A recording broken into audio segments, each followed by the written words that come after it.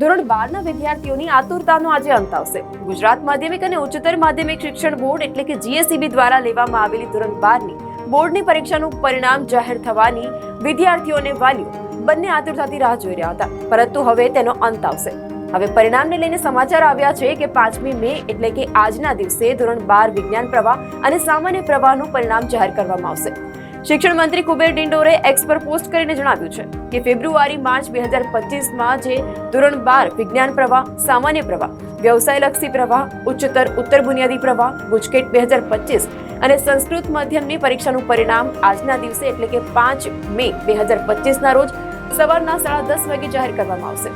ધોરણ 12 સાયન્સના પરીક્ષા પરિણામ ઓનલાઈન જોવા મળશે. ગુજરાત માધ્યમિક અને ઉચ્ચતર માધ્યમિક શિક્ષણ બોર્ડની વેબસાઇટ જે સત્તાવાર વેબસાઇટ છે એટલે કે www.gacb.org ઉપર આ પરિણામ જાહેર થશે અને ત્યારબાદ આ વેબસાઇટ પર ઓનલાઈન તેમનો સીટ નંબર એન્ટર કરી પરીક્ષાનું પરિણામ જોઈ શકે છે. તો સાથે જ ધોરણ 12ના વિદ્યાર્થીઓ વોટ્સએપ નંબર 6357300971 પર પોતાનો સીટ નંબર મોકલીને પણ પરિણામ જોઈ શકશે. વિદ્યાર્થીઓના ગુણપત્રક, પ્રમાણપત્ર, એસઆર શાળાવાર મોકલવા અંગેની જાણ હવે પછીથી કરવામાં આવશે.